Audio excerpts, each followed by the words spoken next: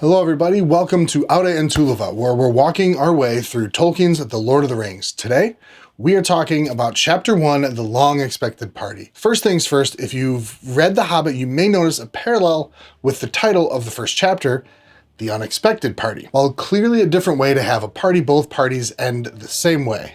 Bilbo going on an adventure. A couple videos ago, we talked about who wrote The Lord of the Rings. It's pretty safe to assume this first chapter is written by Bilbo, so just kind of keep that in mind as you go along and hear the tone. But first, we're reintroduced to Bilbo. He's about to have his 111th birthday, and more than that, he has adopted his nephew Frodo, who shares his birthday, and will be 33 years old, which is, of course, the coming of age for hobbits, and apparently everybody else now. This birthday being 59 years after Bilbo gets back from the events in The Hobbit, and Bilbo showing almost no aging gives cause for concern among some of the hobbits. Ominously, they predict it will have to be paid for. It isn't natural, and trouble will come of it. I guess they should get more credit for foresight than we normally give these simple people. And with Bilbo's birthday coming up and expected to be quite extravagant, people began talking. We see the gaffer speaking in an inn, the Ivy Bush. This is such a great look at kind of the parochial view of many of the hobbits. The gaffer is asked about young Frodo, remarking that even though his last name is Baggins, he's more than half a brandy buck. He can't fathom why the good hobbits of Hobbiton would go looking for a wife away there in Buckland, where folks are so queer. Keep in mind, that's a more archaic use of the word. And they can't believe those hobbits over there would even bother with boats. It's such a, crazy thing for them. I mean, that's how Frodo's parents died, so clearly nothing good can come from messing with boats. Of course, the conversation then turns to Bilbo and his ill-gotten fortune. As we all know, the tales, grow in the telling, and the hobbits have had almost 60 years to tell. The gaffer rebuffs most of the questions and claims that Bag End, Bilbo's hobbit hole, is full of gold and jewels. Not jewels, jewels. Even going too far as to say Bilbo is a perfectly nice hobbit, even though he taught Sam, the gaffer's son, how to read. I mean, audacity of Bilbo. Again, looking through the lens of the gaffer, this gives us a wonderful view of the average hobbit, and I think that's what Tolkien really was doing. He spent these few pages of, tavern talk, making sure we would know who these hobbits were and how exceptional the events in the book really truly are. We are next introduced to Gandalf and his most important role of providing the fireworks. But when he and Bilbo get a chance to talk, we find out what Bilbo really is doing with this party. He plans to leave after playing his little joke. Of course, as hobbits do. Party arrives, hobbits are all excited. There were 3 official meals, plenty of food to go around, however, and I'm sure all the hobbits definitely appreciated it. After dinner, the expected but kind of dreaded happens. Bilbo makes his speech. I'll read the speech here without the pause for the other hobbits, interrupting him with cheers and whatnot. "My dear people, my dear Bagginses and Boffins," he began again, "and my dear Tooks and Brandybucks and Grubbs and Chubbs and Burrowses and Hornblowers and Bolgers, Bracegirdles, Goodbodies, Brockhouses, and Proudfoots. I hope you are all enjoying yourselves as much as I am. I shall not keep you long. I have called you together for a purpose. Indeed, for 3 purposes. First of all, to tell you that I am immensely fond of you all, and that 11 years is too short a time to live among such excellent and admirable hobbits. I don't know half of you, half as well as I should like, and of course I like less than half of you half as well as you deserve. Secondly, to celebrate my birthday. I should say our birthday, for it is, of course, also the birthday of my heir and nephew, Frodo. He comes of age and into his inheritance today. Together, we score 144. Your numbers were chosen to fit this remarkable total, one gross, if I may use the expression. It is also, if I may be allowed to refer to ancient history, the anniversary of my arrival by barrel at Esgaroth on the Long Lake. Though the fact that it was my birthday slipped my memory on that occasion. I was only 51 then, and birthdays did not seem so important. The banquet was very splendid, however, though I had a bad cold at the time, I remember, and I could only say, "Thank you very much." I now speak it more correctly. Thank you very much for coming to my little party. Thirdly and finally, he said, I wish to make an announcement. I regret to announce that though, as I said, 11 years is far too short a time to spend among you, this is the end. I am going. I am leaving now. Goodbye. And poof, he vanishes in a flash of puff and smoke. Gandalf's work, that. I mean, pretty rude of Bilbo, but that's his little joke and a bit of his own personal version of hobbitry.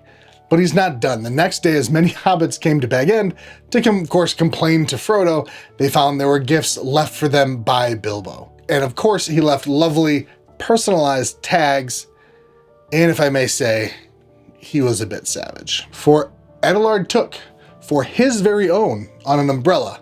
Edelard had carried off many unlabeled ones. For Dora Baggins, in memory of a long correspondence, was on a wastepaper basket. She was known for writing quite a lot of seemingly unwanted advice. For Milo Burrows, hoping it will be useful, on a gold pen and ink bottle, since Milo never answered letters. For Angelica's use, on a convex mirror to a niece who too obviously considered her face shapely. Convex mirrors like mess with the way your face looks. For the collection of Hugo Bracegirdle on an empty bookcase, since he stole a whole bunch of Bilbo's books. For me, this one kind of takes the cake. For Lobelia Sackville-Baggins as a present on a case of silver spoons, since we all know she already stole a spoon or two at the end of The Hobbit. But of course, true to form, Bilbo gave away gifts to those in need as well. Frodo, of course, was in charge of giving all the presents away and even had to eject some other hobbits who were nosing around, even knocking holes in the wall, you know, looking for Bilbo's treasure.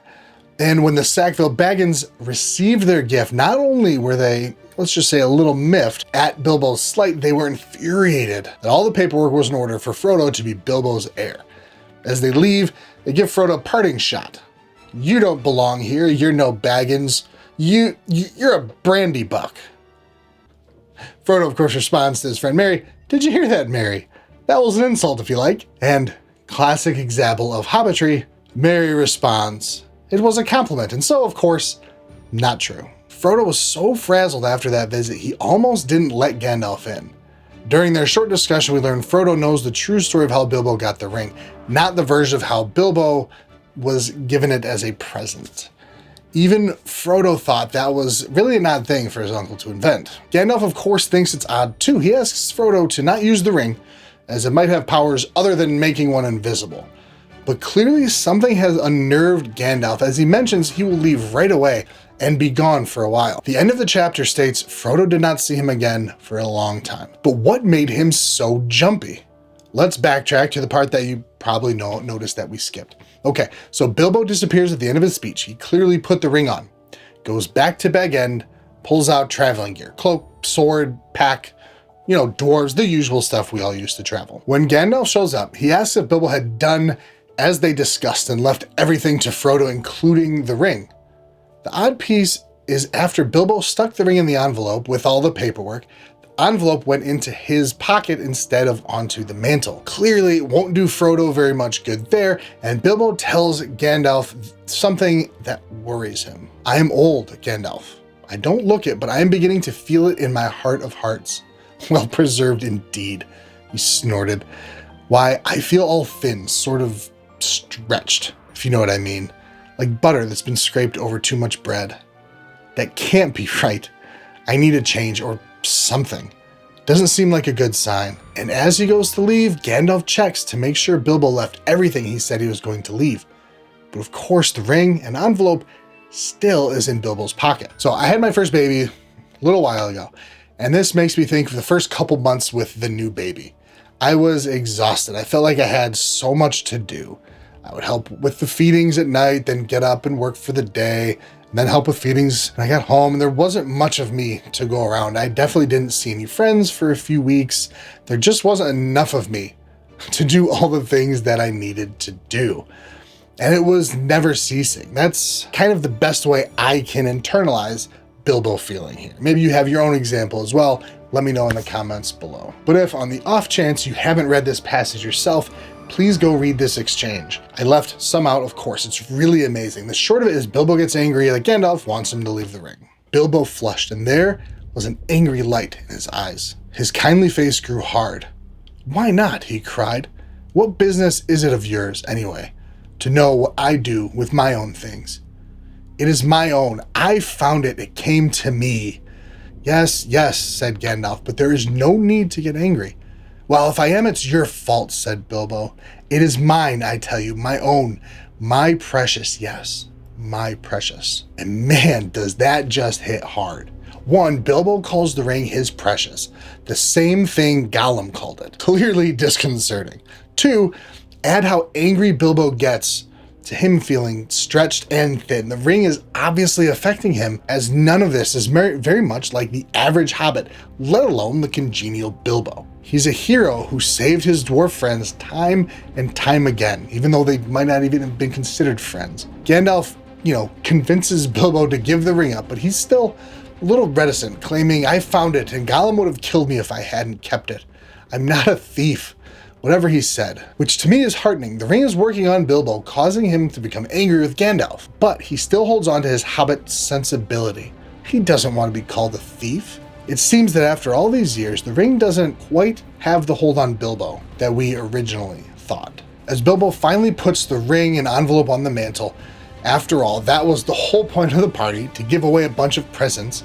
To make giving the ring away easier, he stops with a look of relief coming over him, and he laughs. Which is, in and of itself, a great thing to see after his argument with Gandalf. You have to think, as much stress he feels he's under, being scraped over too much bread, it has to be tough. But maybe, just maybe right now, that stress is gone. He has relief, a lightening of the load. He goes to leave, and we get our first poem/song of the book. "The road goes ever on and on, down from the door where it began.